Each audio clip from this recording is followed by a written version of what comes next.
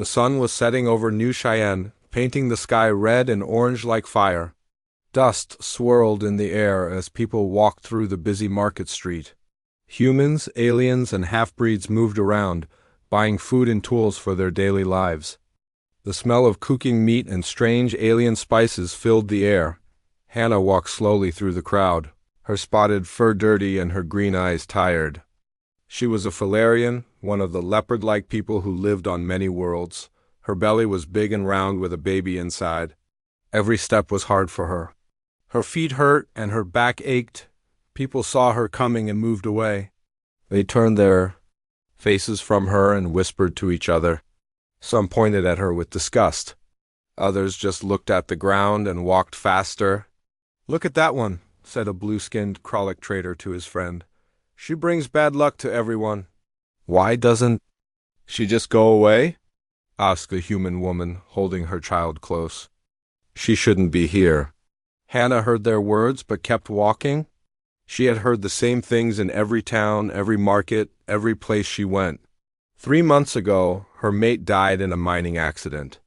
The rocks fell on him while he was working, deep underground. Now she was alone with no one to help her. In Falarian culture, a pregnant female without a mate was cursed. Bad things would happen to anyone who helped her. It was an old belief, but people still followed it. Even other Falarians would not talk to her or give her food. Hannah stopped at a food stand where an old human man was selling bread. Her stomach was empty, and the baby inside her was hungry too. "Please," she said in a soft voice, "I need food." "I can work for it." The old man looked at her belly and shook his head. "Go away.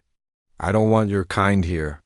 "I have some money," Hannah said, showing him a few small coins. "Please, just some bread." "I said go away," the man shouted. "You're bad luck." "Everyone knows it." Other people in the market stopped and stared. Some laughed at her, others looked angry. A group of young humans started throwing small rocks at her feet. "Get out of here," one of them yelled. "Go back where you came from." Hannah backed away from the crowd. Tears filled her eyes, but she did not let them fall. She had learned not to cry in front of people. It only made them more angry. She walked to the next street, where the buildings were older and more broken. This was where the poor people lived. Maybe someone here would help her. But when she knocked on doors, no one would open them.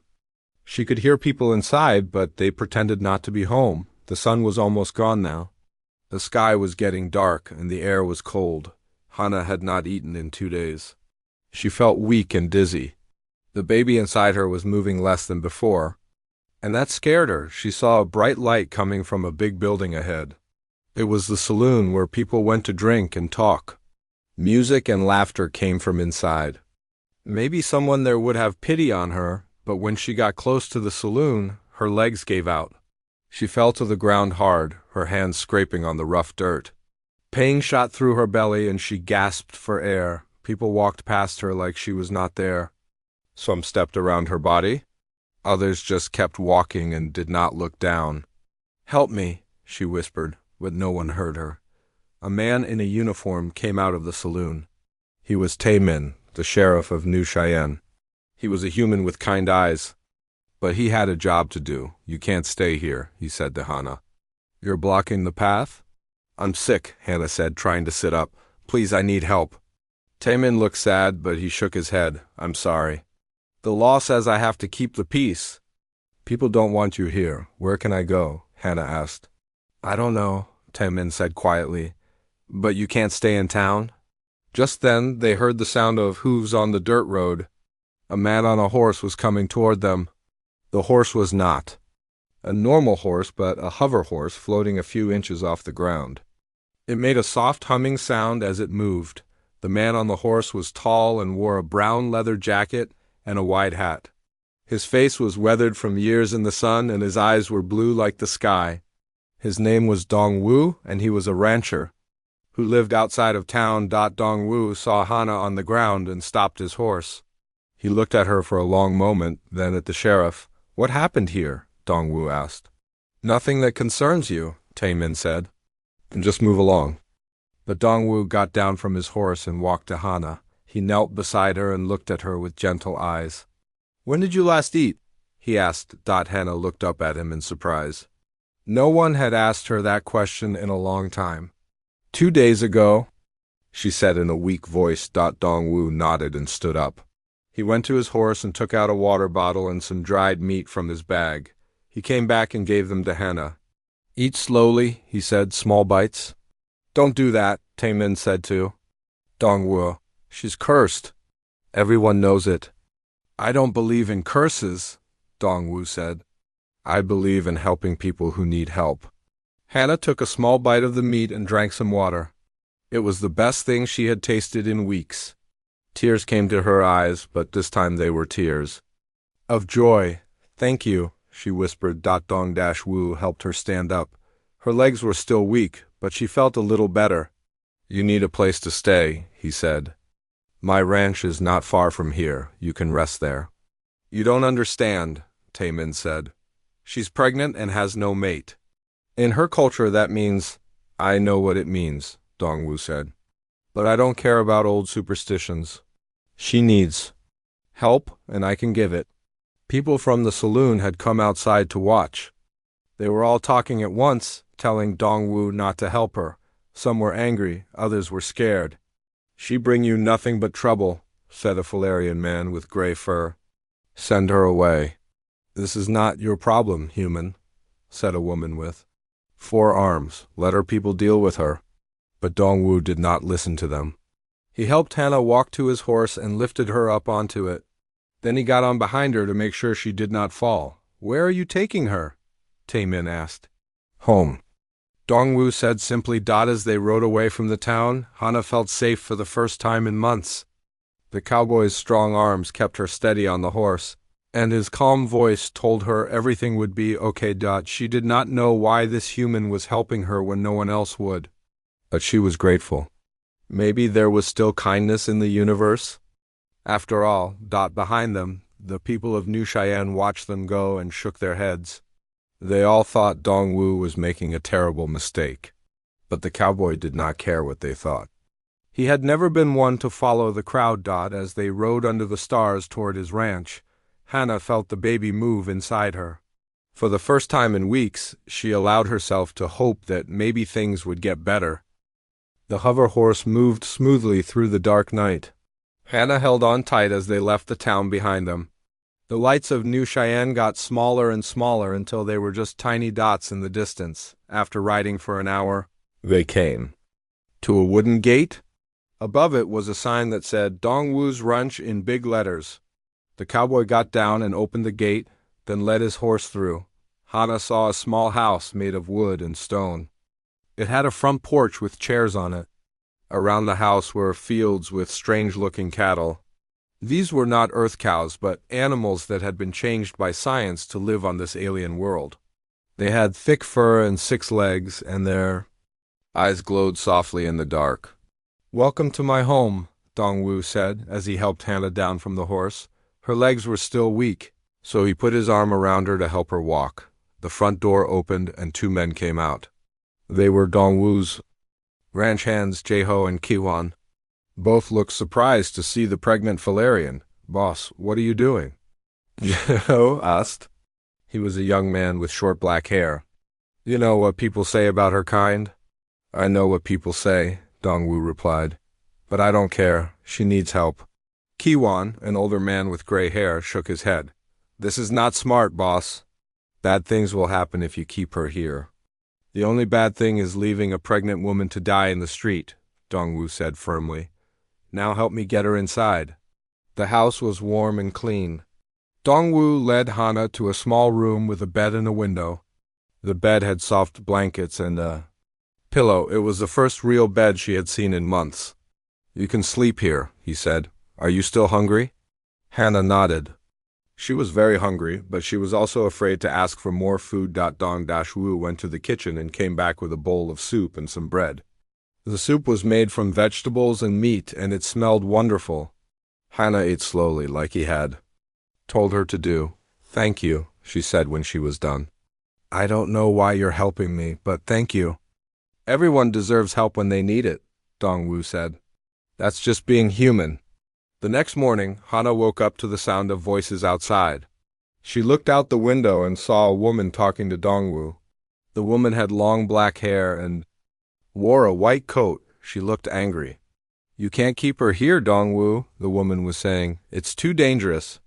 "Hello, Sujin," Dongwoo said calmly. "Nice to see you too." Sujin was the town doctor. She and Dongwoo had been close friends once, maybe more than friends, but that was a long time ago. "Don't joke about this," Sujin said. "The whole town is talking about what you did last night. People are scared." "People are always scared of what they don't understand," Dongwoo replied. "She's pregnant and has no mate," Sujin said. "In Falarian culture, that means—" "I know what it means," Dongwoo cut her off. "But I don't follow Falarian culture. I follow my own heart." Sujin looked at the house, then back at Dongwoo. "If you're going to keep her here, she needs medical care. Pregnant Falarians can have problems. Will you help her?" Dongwoo asked. Sujin was quiet for a moment. As a doctor, she had promised to help all people, no matter who they were, but she was also afraid of what the townspeople would think. "I'll examine her," she said finally. "But I'm not happy about this." Sujin came into the house and found Hana sitting on the bed. The doctor's face was serious, but her hands were gentle as she checked Hana's health. "How long have you been pregnant?" Sujin asked. 6 months, Hana replied.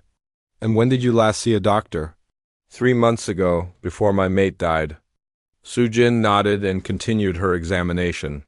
She used a small device to listen to the baby's heartbeat. What she heard made her frown. "The baby's heart is beating very fast," she said. "Faster than it should be. Is something wrong?"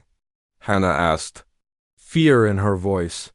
"Maybe Falarian babies sometimes grow faster than human babies. But you're also very thin. You haven't been eating enough." Sujin gave Hana some medicine and told her to rest. Then she went outside to talk to Dongwoo. "She's in bad shape," the doctor said. "The baby is growing too fast and she's not getting enough food. If this continues, both of them could die." Dongwoo's face became hard. "What does she need?" "Good food, rest, and medical care. She also needs to feel safe. Stress is bad for pregnant women." "She have all of that here," Dongwoo said. "You don't understand," Sujin said. "This isn't just about food and medicine. She's carrying a baby that's half human, half Falarian. That's very rare. Some people will want to take the baby away when it's born."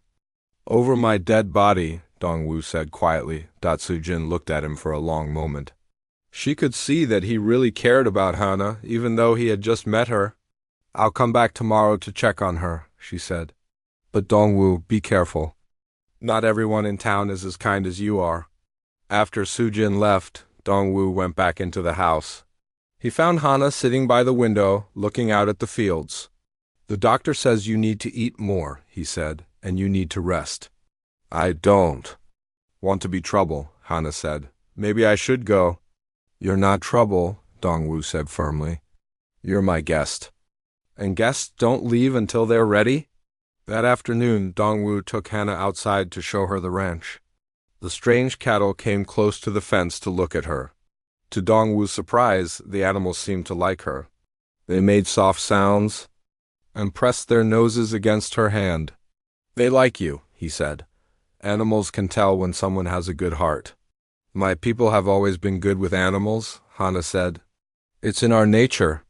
"Tell me about your mate," Dongwoo said gently. "What was he like?" Hana's eyes became sad. "His name was Yongsu. He was half human, half Falarian like me. His mother was human. His father was Falarian. He worked in the mines to make money for our family." "How did he die?" "There was an accident. The tunnel collapsed. He pushed 3 other workers to safety, but he couldn't get out in time." Tears came to her eyes. "He was a good man. He would have been a good father." Dongwoo put his hand on her shoulder. "I'm sorry for your loss. He told me that if anything happened to him, I should go to the human settlements. He said humans were kinder than our own people sometimes." "He was right," Dongwoo said. "Not all humans, but some of us try to be." That evening, Jae-ho and Ki-won came to talk to Dongwoo. They looked worried. "Boss, we've been thinking," Joho said. Maybe we should find other jobs? Why? Dongwu asked. People in town are saying bad things about this place now, Kiwan said. They say anyone who works here will have bad luck. Dongwu looked at his two workers. They had been with him for 3 years, and he thought they were his friends. So you're going to leave because of what people say? He asked. It's not that simple, Jaeho said. We have families. We can't risk their safety. I understand, Dongwu said sadly. You can leave if you want. I won't stop you. The next morning, both men packed their things and left. Only young Minho, a boy who took care of the horses, stayed behind. Aren't you afraid? Dongwu asked him. No, Minho said. My parents died when I was small. You took care of me when no one else would. Now I'll help you take care of her. Dongwu smiled. Sometimes the youngest people had the biggest hearts. As the days passed, Hana got stronger. She helped with small jobs around the ranch, and she told Dongwu stories about her people. She was smart and kind, and he enjoyed talking with her, but in town, people were getting more angry. They said Dongwu was bringing bad luck to all of them. Some wanted to force him to send Hana away. Dongwu didn't know it yet, but trouble was coming to his ranch, and when it came, he would have to decide how far he was willing to go to protect the pregnant alien who had become like family to him. 2 weeks had passed since Hana came to the ranch. She was getting stronger every day. Her fur was clean and shiny again, and her green eyes were bright. The baby inside her was growing fast, and she could feel it moving more each day. Dongwu had given her simple jobs to do. She helped feed the strange cattle and collect eggs from the alien chickens. She was good with animals, just like she had said. Even the most nervous animals became calm around her, but in town, people were getting more angry and scared. They said bad things had started happening since Hana arrived. A merchant's cart had broken down, a child had gotten sick, a building had caught fire. People blamed all of these things on the cursed Falarian. On a hot morning, 3 visitors came to the ranch. The first was Hyun Woo, an old Falarian with silver fur and cold yellow eyes. He was the leader of the Falarian community in New Cheyenne. With him was a human woman who was the colonial governor. The third person was someone Dongwu had never seen before, a fat human man in an expensive suit. We need to talk, Hyun Woo said in a deep voice. Dong-Woo came out of the house, with Hana following behind him. When she saw Hyun Woo, she stepped back in fear. Elder Hyun Woo, she said quietly, bowing her head. Do not call me elder, Hyun Woo said coldly. You have no right to use that word. You are cursed, and you bring shame to all Falarians.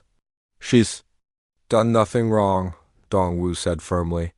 You don't understand our ways, human, Hyun Woo replied. A female without a mate who carries a child is bad luck. She must be sent away from all communities. Governor Bioram stepped forward. She was a middle-aged woman with gray hair and tired eyes. Mr. Dongwu, I'm here to ask you to please send the Falarian away. People in town are scared. They think she's causing accidents and sickness. That's just superstition, Dongwu said. You can't believe in that nonsense. It doesn't matter what I believe, Bioram said. What matters is keeping peace. If you don't send her away, there could be violence. The fat man in the expensive suit smiled. Maybe I can help solve this problem. My name is Wu Jin. I own several mining companies in this area. What do you want? Dongwu asked. I want to help the young lady, Wu Jin said, looking at Hana. I heard that your mate worked in the mines. Before he died, is that true? Hana nodded, not trusting her voice. I'm very sorry for your loss, Wu Jin said, but his eyes were cold. Your mate was Yong Su, correct? He was a good worker, very dedicated. What's your point? Dongwu asked. Well, before he died, Yong Su was working in a new tunnel. He found something interesting down there. I think the young lady might know what it was. Hana's eyes went wide with fear. I don't know anything about his work, she said quickly. You sure? Wu Jin asked. Because if you do know something, I could pay you a lot of money. Enough to take care of your baby and live comfortably. She said she doesn't know anything, Dongwu said. Now I think you should all leave, Hyan Wu pointed at Hannah. You will come with us now. It is time for you to face your punishment. What? Punishment? Dong Wu asked. Exile to the Dead Lands, Hyan Wu said, where cursed ones belong. The Dead Lands? Dong Wu had heard of this place. It was a desert where nothing grew and no one could live. You're talking about sending a pregnant woman to die. It is our law, Hyan Wu said. It's not the law here, Dong Wu replied. This is human territory. Your laws don't apply. Governor Bioram looked uncomfortable. Actually, Mr. Dong Wu, the colonial charter says that alien communities can follow their own laws for their own people. She's not just Falarian, Dong Wu said. The baby she's carrying is half human. That makes this my business too, Wu Jin stepped closer to Hannah. Think about my offer, young lady. I can make you rich. All you have to do is tell me what your mate found in the mines. I told you I don't know anything, Hannah said, but her voice was shaking. Everyone knows something, Wu Jin said with a cold smile. Maybe you need time to remember. That evening, after the visitors had left, Dong Wu found Hannah sitting on the porch. She was crying softly. What's wrong? He asked, sitting beside her. I lied to them, she said. I do know something about what Yongsu found. Dong Wu waited for her to continue. 3 days before he died, he came home very excited. He said he had found something important, but it wasn't what they think. What was it? Ancient burial grounds, Hannah said. Very old Falarian graves. Sacred places where our ancestors were buried thousands of years ago. Why didn't you tell them? Because if Wu Jin knows about the burial grounds, he will destroy them to get to the minerals underneath. My people's sacred places will be gone forever, Dong Wu nodded. He understood now why she was so afraid. Yongsu made me promise to keep it secret, she continued. He said someday, when it was safe, we would tell the Falarian elders, but then he died and I was cast out and ... She started crying again. You did the right thing, Dong Wu said, putting his arm around her. Some things are more important than money.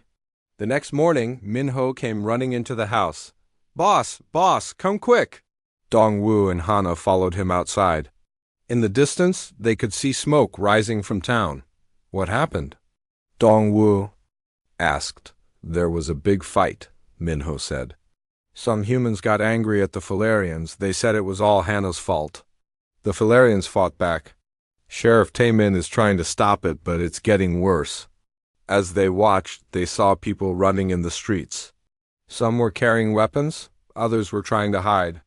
This is my fault, Hannah said. I should leave. I should go to the Dead Lands like Hyan Wu said. No, Dong Wu said firmly. You're not going anywhere. This isn't your fault. This is people being stupid and scared. But even as he said it, he knew things were getting dangerous. The peaceful town was turning into a war zone, and people were blaming Hannah for everything. That night, Dong Wu sat on his porch with his old shotgun across his knees. He had a feeling that trouble was coming to his ranch soon. He was right.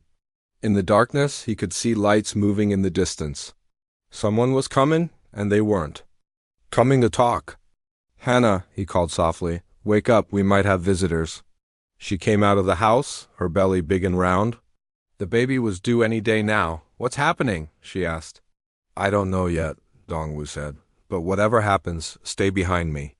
The lights got closer. Soon they could see it was a group of men on horses and in vehicles. They stopped at the gate of the ranch.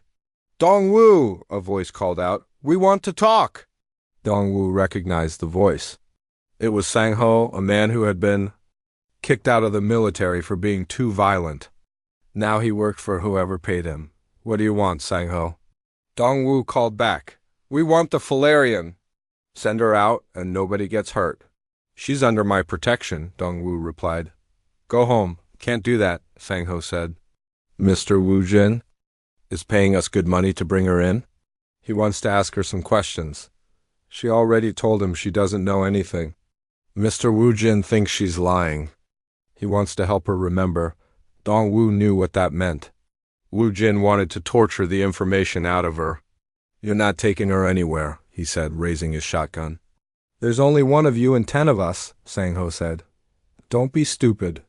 Maybe, Dong-woo said. But I'll take a few of you with me. Behind him, Hannah suddenly gasped in pain. She grabbed her belly and doubled over. The baby, she whispered. It's comin'. Dong-woo's blood ran cold. Of all the times for this to happen, it had to be now, with armed men at his gate and a storm coming. He looked at the lights in the distance, then at Hannah, then back at the lights. This was going to be a long night. Hannah cried out in pain as another wave hit her. The baby was coming, and there was no stopping it now. Dong-woo looked at the lights at his gate, then back at Hannah. Min-ho, he called. Help me get her inside? The young boy ran over and helped carry Hannah into the house. She was breathing hard and holding her belly. Sweat covered her spotted fur. How long do we have? Dong-woo asked. Not long, Hannah gasped. Valerian babies come fast when they're ready. Outside. Sang-ho was getting impatient. You have 1 minute to send her out, he yelled. Then we're coming in. Dong-woo looked out the window. He counted at least 8 men with guns. Some were on horses, others were in old military vehicles. They had surrounded his ranch. Listen to me, he said to Min-ho. Take the back way to town? Find Dr. Soo-jin. Tell her Hannah is having the baby and we need help. But the bad men will. See me, Min-ho said. Use the old tunnel under the barn. It leads to the creek. Follow the water to town. Min-ho nodded and ran out the back door. Dong-woo watched him disappear into the darkness. Now it was just him and Hannah. Another pain hit her, stronger than before. She grabbed Dong-woo's hand and squeezed hard. Something's wrong, she said. This hurts too much. Dong-woo had helped cows and horses give birth many times, but he had never helped a person. He didn't know what to do. Time's up, Sang-ho shouted from outside. We're coming in. Dong-woo heard the gate break open. The men were riding toward the house. He grabbed his shotgun and went to the front door. Stay back, he yelled, pointing the gun at them. The woman is sick. She can't be moved. We don't care if she's sick, Sang-ho said. Mr. Woo-jin wants to see her now. Over my dead body, Dong-woo said. Sang-ho laughed. That can be arranged. One of the men on horses started to ride closer. Dong-woo fired a warning shot into the air. The horse jumped back, scared by the loud noise. The next shot won't be a warning, Dong-woo said, but there were too many of them. While he was watching the front, 2 men climbed over the fence on the side of the house. They were trying to get in through the windows. Dong-woo heard glass breaking in the back room. He ran inside to find a man climbing through the window. The cowboy hit him with the end of his shotgun and the man fell back outside. Dong-woo! Hannah called from the bedroom. Help me! He ran to her. She was lying on the bed, her face twisted in pain. The baby is coming now, she said. At that moment, the front door exploded open. Sang-ho and 2 other men came in with their guns ready. There. She is, Sang-ho said, seeing Hannah on the bed. Grab her. Don't touch her. Dong-woo said, pointing his shotgun at them. You can't watch all of us, one of the men said. But before anyone could move, they heard a loud roar from outside. Then another, and another. What was that? Sang-ho asked. Through the broken window, they could see glowing eyes in the darkness. The cattle were making angry sounds. But these weren't normal cow sounds. They were the sounds of angry, dangerous animals. Suddenly a man outside screamed, then another. What's happening out there? Sang-ho yelled into his radio. The animals. A voice came back. They're attacking us. They're working together. Dong-woo looked at Hannah. Her eyes were closed and she was making soft sounds. Not sounds of pain, but sounds like she was talking to someone. What are you doing? He asked, calling for help. She whispered, My baby ... has a gift. Outside, the chaos was getting worse. The 6-legged cattle were charging at the men. The alien chickens were flying at their faces. Even the small animals from the fields were joining the attack. Boss, one of Sang-ho's men called. We need to get out of here. These animals are crazy. But Sang-ho was not giving up. Forget the animals. Get the woman. He started toward Hannah, but Dong-woo stepped in front of him. The two men pointed their guns at each other. "Move!" Sang-ho said. "No," Dong-woo replied. At that moment, Hana screamed. Not in pain, but in the effort of bringing new life into the world. Dong-woo wanted to help her, but he couldn't take his eyes off Sang-ho. Then they heard new sounds from outside. Vehicles were coming, and voices were shouting. "This is Sheriff Tae-min. Put down your weapons." The sheriff had arrived with several deputies, but Sang-ho smiled. "The sheriff can't stop us," he said. "We have papers from Mr. Woo-jin. This is legal business?" "What papers?" Came a new voice from the door. Everyone turned to see Dr. Soo-jin coming in. Behind her was Min-ho, breathing hard from running. "I want to see these papers," Soo-jin said to Sang-ho. "This is none of your business." "Dr. Sang-ho replied. "A woman giving birth is always my business," she said firmly. "Now get out of my way." Soo-jin pushed past the men and went to Hana. She quickly looked at her and frowned. "The baby is coming now," she said to Dong-woo. "I need clean water and towels." "We're not leaving without the woman," Sang-ho said. "Yes, you are," came another voice. In the doorway stood Sheriff Tae-min with his gun drawn. With him were 3 deputies. "You're breaking into a private home and threatening innocent people," Tae-min said. "That's illegal, no matter what papers you have." "Mr. Woo-jin will hear about this," Sang-ho said angrily. "Good," Tae-min replied. "Tell him I said hello." Sang-ho and his men left, but Dong-woo knew they would be back. Men like that didn't give up easily. Soo-jin was working with Hana now, helping her breathe and telling her when to push. Dong-woo brought clean water and towels. He felt helpless, but he wanted to help. "I can see the head," Soo-jin said. "One more push." Hana pushed with all her strength. There was a moment of silence, then they heard a small cry. A baby had been born.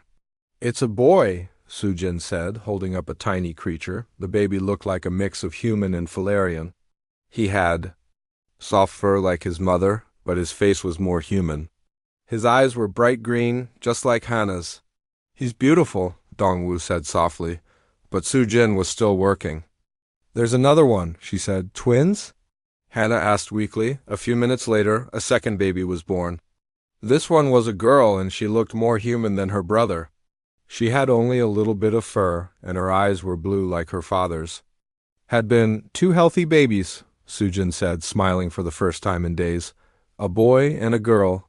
Hana held her babies close to her chest. Tears of joy ran down her face. "Thank you," she said to Dong-woo. "Thank you for everything. What will you name them?" he asked. Hana thought for a moment. "The boy will be Ji-woo, which means wisdom and help. The girl will be Soo-min, which means good and clever." Sheriff Tae-min came over to look at the babies. "They're beautiful," he said. "But I have to warn you, Woo-jin isn't going to give up. He wants something from you, and he won't stop until he gets it." "Then we'll be ready for him," Dong-woo said. As if they could understand. Both babies opened their eyes and looked around.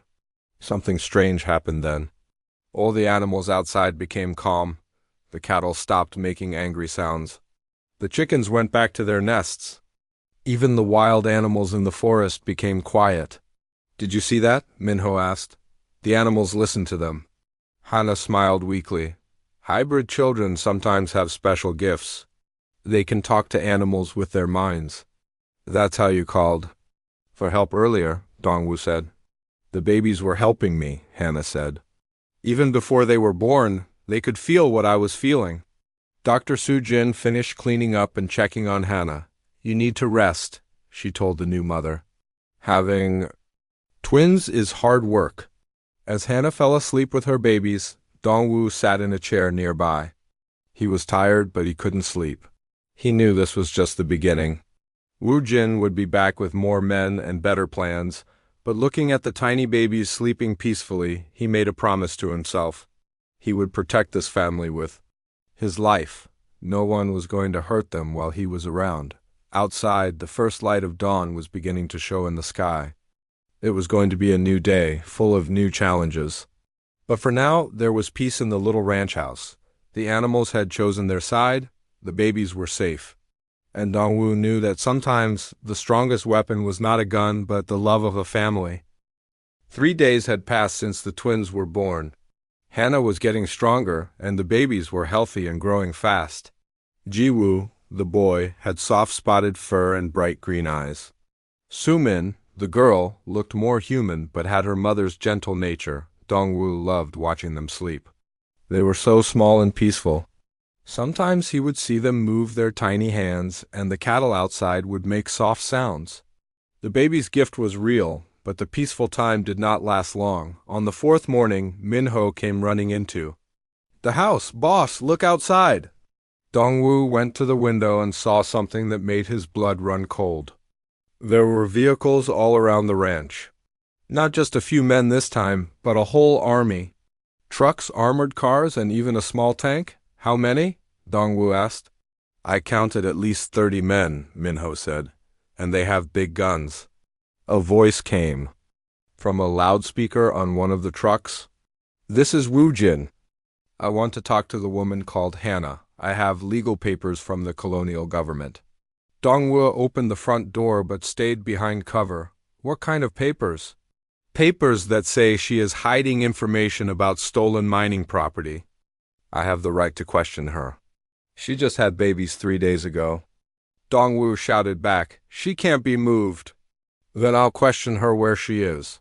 Governor Bioram stepped out from behind one of the trucks. She looked uncomfortable but walked toward the house with a paper in her hand. "Mr. Dongwu, I'm sorry. About this," she called. "But Mr. Wu Jin has filed official charges. The law says we have to investigate." "What charges?" Dongwu asked. "Theft of mining data and conspiracy to hide valuable resources," Bioram said. "If she cooperates, she won't be arrested." "And if she doesn't?" "Then we take her and the babies into custody for questioning." Dongwu felt anger burning in his chest. "You're talking about kidnapping a new mother and her children." "I'm talking about following the law," Bioram said. But she didn't sound like she believed it. Behind the trucks, Dongwu could see more people arriving, but these were not soldiers. They were townspeople. Some carried signs, others had weapons. "What are they doing here?" he asked. Elder Hyanwu stepped forward. "We came to make sure the Cursed One is removed from our territory. She has brought nothing but trouble." But then Dongwu saw something that surprised him. Not all the people were against Hannah. On the hill behind Wu Jin's army, another group was gathering. These people were different. They had old clothes and simple weapons, but they were moving toward the ranch. "Who are those people?" "Wu Jin," asked one of his men. Through the crowd, Dongwu could see familiar faces. There was Ji-hoon, the bartender, who had served him drinks for years. There was Yunsu, an old Falarian woman who lived alone outside town. And there was Kyung-ho, a Kralik trader who had always been fair and honest. Ji-hoon walked forward with his hands up. "We're here to help," he called out. "Help who?" Wu Jin asked. "The cowboy and the woman," Ji-hoon said. "What you're doing isn't right." "This is none of your business," Wu Jin replied. "It is our business," said a new voice. Everyone turned to see Yu Jin, a young engineer who worked on the mining equipment. She was carrying a big folder full of papers. "I've been looking at the mining records," she announced loudly. "Yong-su didn't steal anything. He found something that doesn't belong to the mining company." "What are you talking about?" Wu Jin demanded. "Ancient burial grounds," Yu Jin said. "Protected by colonial law. You can't mine there, and you know it." Wu Jin's face turned red with anger. "Those papers are fake." "No, they're not," came another voice. Dr. Sujin was walking toward them with Sheriff Temin. Both looked serious and determined. "I sent copies of all the mining records to the colonial headquarters last night," Sujin said. They confirmed that the burial site is protected. "That means all of this is illegal," Temin added. "Mr. Wu Jin, you're under arrest for filing false charges and threatening innocent people." But Wu Jin was not finished. He smiled coldly and raised his hand. His soldiers pointed their weapons at everyone. "I don't think so," he said. "This is my operation now. Anyone who gets in my way will be arrested for interfering with official business." You can't do this, Governor Ram said. You're breaking the law. I am the law here, Wujin replied. I have enough money to buy whatever laws I need. Inside the house, Hana was listening to everything. She looked at her babies sleeping peacefully in their small beds. Then she looked at Dongwu. I have to tell them the truth, she said quietly. No, Dongwu said. If you tell them about the burial grounds, they'll find a way to destroy them. But if I don't, you and all these good people will be hurt because of me. Hannah stood up slowly. She was still weak from giving birth, but she was determined.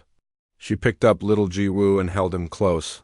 I'm going out there, she said. Hannah, no. It's time to end this.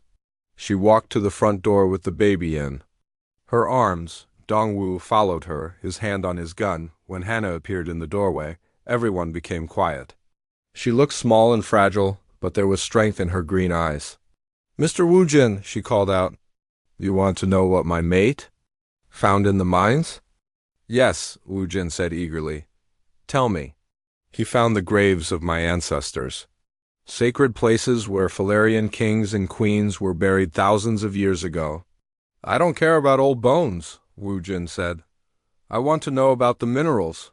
There are no special minerals, Hana said. Just graves that should be left alone. Wujin's face twisted with rage. You're lying. There has to be something valuable down there. The only valuable thing is the history of my people, Hana said. And that's not for sale. At that moment, something amazing happened. Little Jiwoo in Hannah's arms opened his eyes and made a small sound. Not a cry, but a call. From all around the ranch, animals began to appear. The six-legged cattle came first, walking slowly but with purpose. Then came wild animals from the forest, creatures with 4 eyes and purple fur, birds with silver feathers, and small lizards that glowed in the dark. What's happening? One of Wujin's soldiers asked nervously. More animals kept coming. Even animals from other ranches and farms were walking toward them. Dogs, cats, horses, and creatures that no one had names for. They formed a circle around Wujin's army, just watching and waiting. The babies are calling them, Minho whispered in wonder. Back in the house, little Sumin had woken up too. She made the same soft sound as her brother. More animals appeared, including some flying creatures that landed on the trucks and vehicles. Boss, one of Wujin's men said, maybe we should leave. This is getting weird. But Wujin was too angry to think clearly. Shoot some of those animals, he ordered. Scare them away. No, Hannah cried. Before anyone could move, the animals all turned to look at Wujin's soldiers. Hundreds of eyes, all focused on the men with guns. The soldiers suddenly felt very small and afraid. I don't like this, boss, another soldier said. These animals look angry. Elder Haiyan Wu stared at the scene in amazement. The children have the old gift, he said quietly. The gift that was lost to our people long ago. What gift? Governor Ram asked. The ability to speak with all living things, Haiyan Wu said. Only the greatest leaders of ancient times had this power. He looked at Hannah with new respect. These children are not cursed, they are blessed. The standoff continued, with hundreds of animals surrounding the humans. No one wanted to make the first move. Everyone could feel that something important was about to happen. Dongwu stood beside Hannah, ready to protect her and the babies with his life. Around them, friends and strangers had come together to help. And all around, the animals waited for a sign from the 2 tiny children who had somehow become the center of everything. The sun was setting, painting the sky red like fire. Soon, darkness would come. And in that darkness, the final battle for the future of the ranch would begin. The night air was thick with tension. Hundreds of animals surrounded Wujin's army, their eyes glowing in the darkness. The babies, Jiwoo and Sumin, had stopped making sounds, but the animals remained still and watchful. Wujin was getting more nervous by the minute. His soldiers kept looking at the animals and whispering to each other. Some of them were slowly backing toward their vehicles. I don't care about your animal friends, Wujin said loudly, trying to sound brave. I have legal papers. The woman comes with me. But before anyone could answer, they heard the sound of more vehicles coming.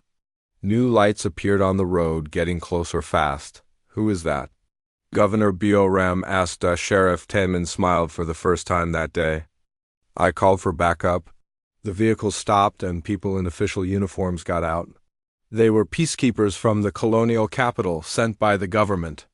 With them was a tall man with gray hair and kind eyes. That's Colonial Inspector Dalsu, Taman said. He has authority over everyone here. Dalsu walked forward, looking at the scene with amazement. Animals everywhere, people with weapons, and in the middle of it all, a young mother holding her baby. What is happening here? He asked in a calm voice. I'm conducting official business, Wujin said quickly. This woman has stolen mining information. I see, Dalsu said. He looked at the papers Wujin handed him. After reading for a few minutes, he shook his head. These papers are fake. What? Wujin said. We received a complete report from engineer Yu Jin yesterday, Dalsu continued. The mining claims you filed are on protected land. Ancient burial grounds cannot be disturbed. Elder Haiyan Wu stepped forward. Inspector, I must speak with you about something important. Yes, the old Falarian pointed at Hana and her babies. These children have the ancient gift. They can speak with all living creatures.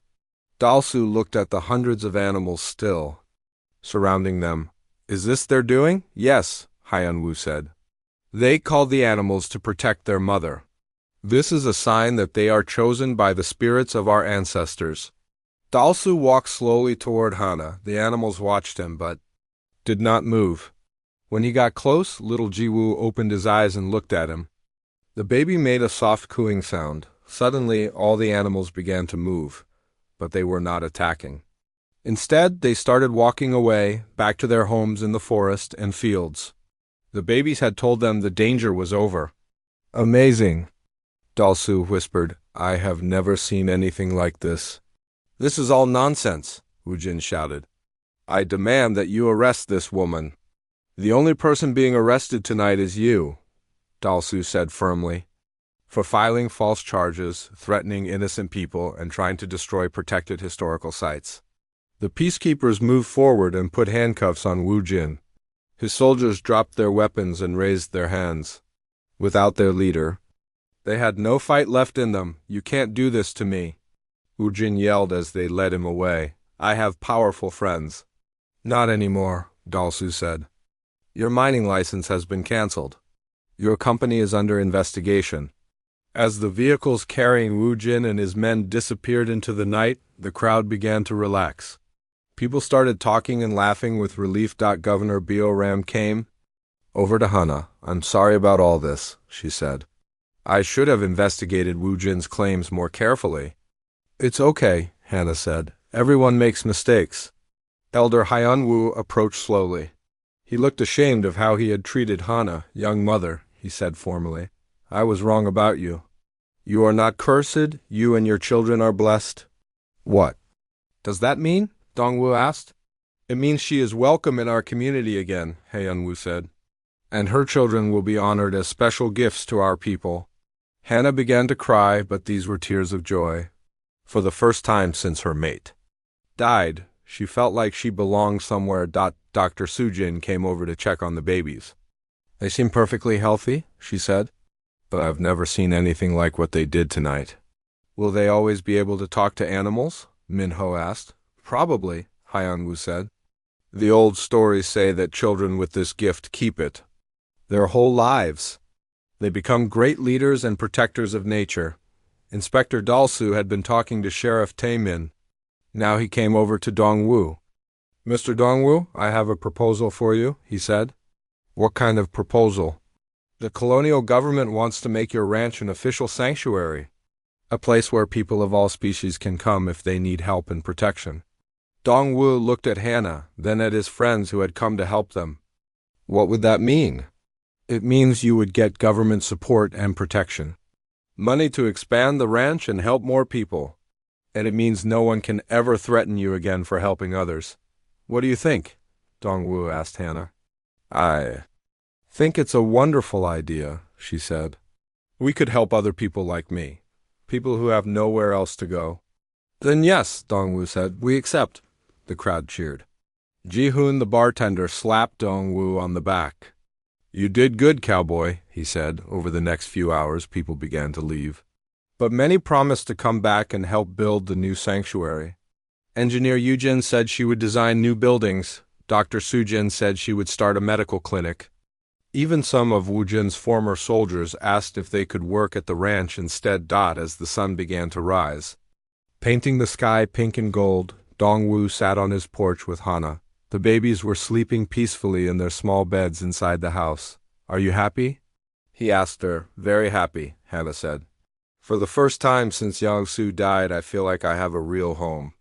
You do have a home, Dongwu said. You always will. They watched as the first visitors to the new sanctuary arrived. A family of refugees from a distant planet, looking tired and scared. Minho ran to help them with their bags. Welcome to Dongwu's ranch, he said with a big smile. We help everyone here. Inside the house, little Sumin woke up and made a soft sound. Outside, a bird landed on the porch railing and began to sing. Then another bird joined it, and another. Soon the air was filled with beautiful music. The babies are talking to them, Hannah said with wonder. They're telling the birds to sing happy songs, Dongwu smiled. This is just the beginning, he said. These children are going to do amazing things. As the morning grew brighter, more people arrived at the sanctuary. Humans, Falarians, Kralik traders, and species that Dongwu had never seen before.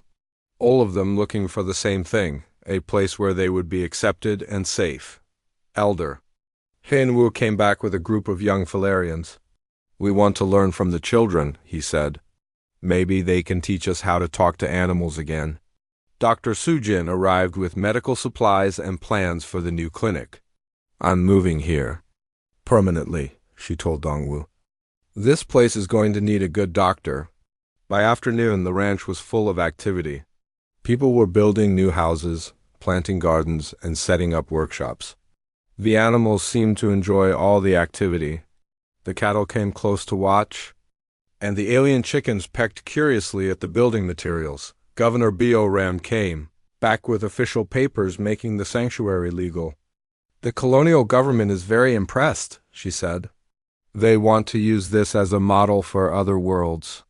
As the day ended, Dongwu stood in the middle of his ranch, now officially called the New Dawn Sanctuary, and looked around. Where? Once there had been only him, Minho, and some cattle. Now there were dozens of people from many different worlds, all working together. Hannah came out of the house carrying both babies. Jiwoo was awake and looking around with bright, curious eyes. Sumin was sleeping, but she had a small smile on her face. Look at what you started, Hannah said to Dongwu. Oh, because you helped one pregnant alien when everyone else turned away. No, Dongwu said, putting his arm around her shoulders. This happened because you were brave enough to trust a stranger, and because these little ones showed us that love is stronger than fear. The babies seemed to understand. They both made soft, happy sounds.